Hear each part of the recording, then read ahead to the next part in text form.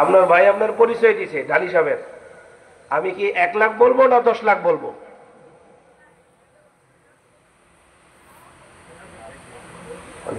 কথাই কয় না বলে। রমজান ঢালি সাহেবের ভাই তো বড় মসজিদে নামাজ পড়ে।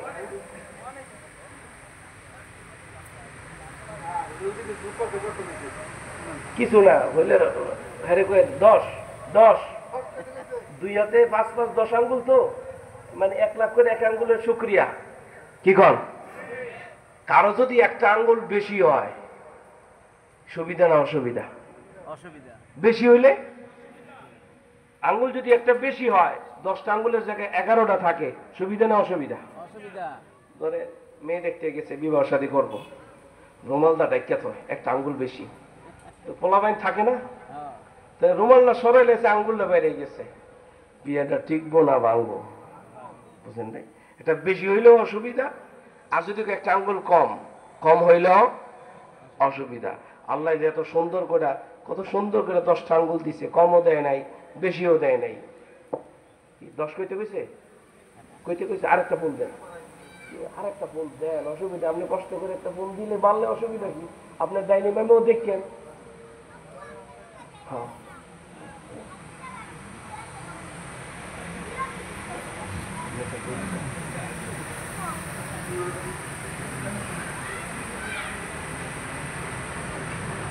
একটা আয়াত মনে পড়ছে, বলবো? ইন্নাল্লাযীনা ইয়াতলুনা কিতাবাল্লাহ ওয়া আকামুস সালাহ ওয়া আনফাকু মিম্মা রাযাকনাহুম সিররান ওয়া আলানিয়াতান। এই আয়াতের মধ্যে 3টা বিষয়ের কথা আল্লাহ বলছেন।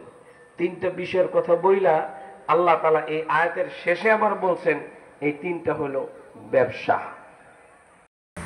রমজান ভাইয়ের সাথে আর কেউ নাই? 1.5 লাখ 1 লাখ না 1 লাখ আছে?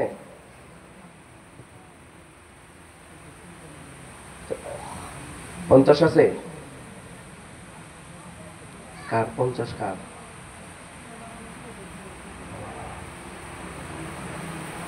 জিল্লু ভাই 50 বলা যাবে না।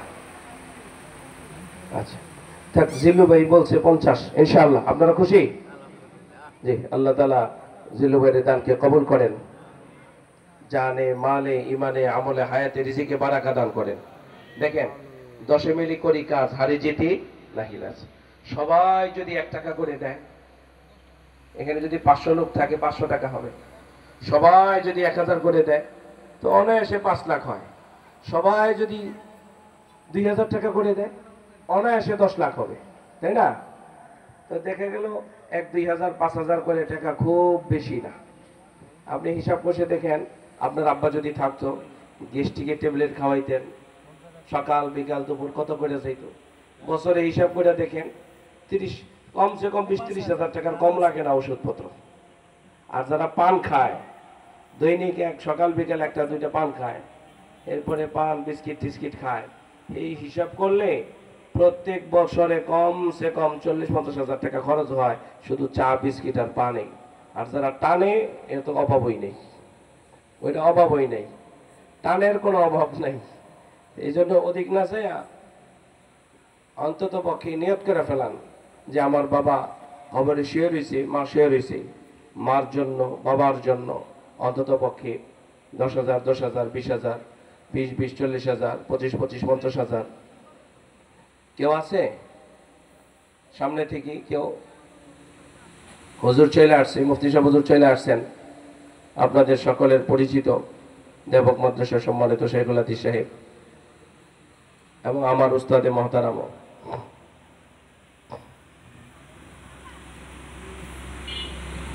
কেউ নাই সামনে থেকে? কেউ নাই?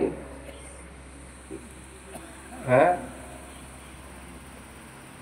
যা পারি তাই বলি, অসুবিধা কি? আমি 50 বলছি, 1 লাখ বলছি, থেকে এটাই বলতে হবে কথা না তো। 20 বলেন, 1.5 আর 50-এ 2 হয়েছে না? অন্তত পক্ষে কমসে কম তো 10-15 না হইলে তো হয় না। এই 2,500 গেলাম ঈদের পরের দিন, ঈদের পরের দিন এই 10-20 জন লোক বসা মাদ্রাসার জন্য কালেকশন করলো, বসে রইলাম পাশে, 15 লাখ টাকা। 15 লাখ টাকা 10-20 জনে। আশ্চর্য হয়ে গেলাম, তো ওটা তো 2500, আর এটা হলো মুন্সিগঞ্জ। মুন্সিগঞ্জের মানুষ ঢাকায় যায় দান করে কি নাই? কেউ 10,000 করে কেউ আছে? 10,000।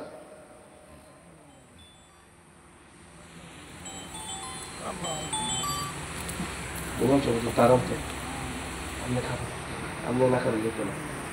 এবার কথা দিতে আপনি একটু কথা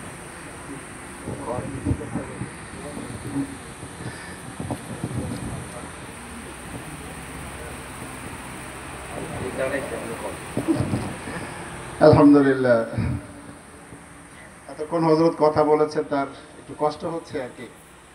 তো আজকে আমাদের মাঝে উপস্থিত হয়েছেন, আপনারা দেখেছেন, জামিয়া আজিজিয়া দেওভোগ মাদ্রাসা সম্মানিত মুহতামিম ও শাইখুল হাদিস আল্লামা মুফতি নিসার আহমদ কাসিমি দামাত বরকাতুহুমুল আলিয়া, এবং অত্র প্রতিষ্ঠানের যিনি মুরব্বী হিসাবে আমাদের এই মাদ্রাসা দায়িত্ব পালন করছেন, তার সামনে হযরত দীর্ঘ সময় কোরআনুল কারীম থেকে আলোচনা করেছেন। বিভিন্ন বিষয় আমরা বুঝেছি, কিন্তু এই পর্যায়ে এসে আমরা একেবারেই চুপ। মাদ্রাসার খেদমতের জন্যে, মাদ্রাসার ভবন নির্মাণের জন্যে আমাদের কাছে দানের কথা বলা হয়েছে।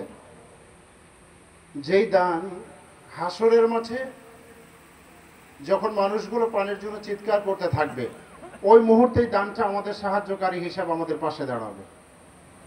সে কারণে সমাজের বিত্তবানদের কাছে হযরত বারবার বলেছেন 2 লাখ, 1 লাখ, সর্বশেষ 10,000-এর ফিগারে এসেছেন।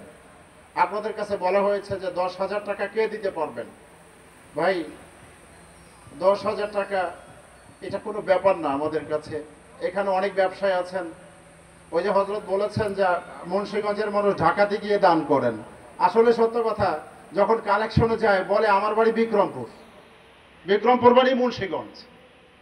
বিক্রমপুরের মানুষ ঢাকাতে গিয়ে দান করে, কিন্তু এখন আমরা জায়গায় এসে হযরতের সামনে এখানে বড় বড় উলামা ইকরাম এসেছেন, দোয়া করবেন আপনাদের জন্য, অথচ আমরা দানের কথা বলতেছি না, আমরা একবারেই চুপ করে বসে আছি। কে? আলহামদুলিল্লাহ, আকবর ভাই, তিনি মাদ্রাসার জন্য 10,000 টাকা দান করেছেন। সকলে বলি আলহামদুলিল্লাহ। হযরত দোয়া করে দিয়েন, একটু খাসভাবে দোয়া চাই হচ্ছে, আল্লাহ পাক যেন ওনাকে সন্তানের বাবা হিসাবে কবুল করেন। কাতার থেকে এসেছেন, আবার যাবেন, আল্লাহ পাক যেন ওনার এই প্রবাস জীবনকে সুখময় করেন। সকলে বলি আমিন। হযরত আমাদের সামনে বসা আছে, আমি কথা বলতে আসলে ওলামা ইকরামের সামনে কথা বলে আমি ইতস্ত বোধ করি, আমি এই বেয়াদবি করতে চাই না। তারপরে হযরত আমাকে বলেছেন একটু কথা বলেন, আমি আর অন্তত 10টা মানুষ দেখতে চাই হযরতের সামনে। আলহামদুলিল্লাহ, এই যে আমরা পোস্টারে নাম দেখতে পাচ্ছি, তাইজুল ইসলাম ঢালি, যিনি গার্মেন্টস ব্যবসায়ী, আল্লাহ পাক যেন তার এই ব্যবসার মধ্যে খায়র বারাকাত দান করেন। সকলে বলে আমিন। 20,000 টাকা, 2 জনেরটা একজনে স্বীকার করেছেন। আমি বলছিলাম 10 জন 10,000, তাইজুল ভাই 20,000 টাকা দান করবেন। আমরা সকলে বলি আলহামদুলিল্লাহ।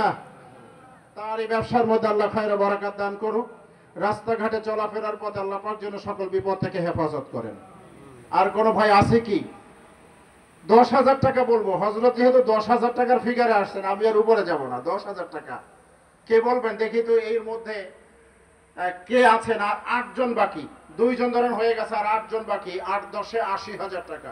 8টা হাত উপরে উঠলেই আলহামদুলিল্লাহ। আলহামদুলিল্লাহ, আমাদের একনিষ্ঠ খাদেম মাদ্রাসার বিভিন্ন সময় দেখেছি ওলামা ইকরামকে মাদ্রাসায় দাওয়াত দিলে বা বিভিন্ন অনুষ্ঠান হলে আমাদের আব্দুল আজিজ ভাই, এই যে আমাদের মাদ্রাসার সামনে ইটের ব্যবসা, বালুর ব্যবসা, আল্লাহ পাক যেন ওনার ব্যবসার মধ্যে খায়র বারাকাত দান করেন। ভাই কত টাকা? 10,000। আলহামদুলিল্লাহ, সকলে আলহামদুলিল্লাহ বলে। আব্দুল আজিজ ভাই 10,000 টাকা, আল্লাহ পাক তার দানকে কবুল করেন। মাদ্রাসার এই কাজে সহযোগিতা করবার জন্য আল্লাহ পাক যেন হাসরের মাঠে তাকে তার হিসাব নিকাশকে আল্লাহ পাক সহজ করে দেন। আর আল্লাহ পাক যেন দুনিয়াতে তাকে ঈমানের উপরে থাকার তৌফিক দান করেন। 10 এখনো শেষ হয় নাই ভাই। আমাদের প্রধান অতিথি কিছুক্ষণের মধ্যে আমাদের মাঝে আসবেন। উনি আসার পরে রাস্তাঘাটেও কোনো মানুষ চলতে পারবেন না, এখানে অন্য কেউ কথাও বলতে পারবেন না। এই জন্য হজরত আসার আগেই আমরা কাম সারতে চাই। আপনারা আরেকটু জবান খুলে বলুন তো যে আমরা কে কে 10,000 টাকা মাদ্রাসার কাজের জন্য দান করব? 10,000 টাকা। অনেক মানুষ এখানে, সমাজের অত্র এলাকারও অনেক ব্যবসায়ী ভাইরা এখানে আছেন। আপনাদের কাছে সাহায্যের জন্য অনুরোধ জানানো হয়েছে। অথচ দেখেন আমরা এখনো অল্প কয়েকটা মানুষে মাত্র দান করছি। এখন পর্যন্ত আমার মনে হয় 3 লক্ষ টাকার একটা হিসাব হয় নাই। আমাদের সভাপতি সাহেব দেন দুলাল মোল্লা ঢালি আলহামদুলিল্লাহ, সেলিম ঢালি 10,000 টাকা। সকলে বলি আলহামদুলিল্লাহ। আল্লাহ তাআলা আল্লাহর বান্দারে দানকে কবুল করেন। জনাব দুলাল মোল্লা, যিনি মাদ্রাসার কেশিয়ারের দায়িত্ব পালন করতেছেন, খেদমত করতেছেন দীর্ঘদিন ধরে, মসজিদেরও কেশিয়ার আবার মাদ্রাসারও কেশিয়ার, দিনী কাজের সাথে তার সম্পৃক্ততা অনেক বেশি। তিনিও 10,000 টাকা দান করবেন। সকলে বলি আলহামদুলিল্লাহ। এই তো কাছাই গেছে। কে? শান্ত মোল্লা। শান্ত, তার বাবা নাই, ঠিক না? কিছুদিন আগে তার বাবা ইন্তেকাল করেছেন। ব্যবসায়ী মানুষ, মসজিদের খেদমত করেন ব্যবসার খাতিরে। আমাদের মসজিদেরও খেদমত করেছেন, এই মসজিদেরও খেদমতের দায়িত্ব পাইছেন, কবরস্থানেরও খেদমত করছে। আলহামদুলিল্লাহ। আল্লাহর বান্দা কত? 10,000 টাকা। শান্ত মোল্লা 10,000 টাকা। সকলে বলি আলহামদুলিল্লাহ। নাম প্রকাশে অনিচ্ছুক, গোপনে দেন 50,000 টাকা। নাম প্রকাশে অনিচ্ছুক, গোপনে দান করেছেন 50,000 টাকা। সকলে বলি মারহাবা। আল্লাহ পাক আল্লাহর বান্দারে দানকে কবুল করেন।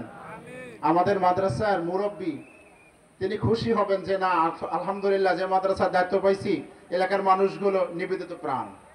আর আমরা যদি একটু বখিলতা করি মনটা খারাপ হবে। হযরত দোয়া করবেন আমাদের জন্য। আজকে কিন্তু হযরত আমাদের এই মাহফিলের সভাপতি হিসাবে তিনি আসন অলংকৃত করেছেন। হযরতের সামনে একটু আমরা রতনপুর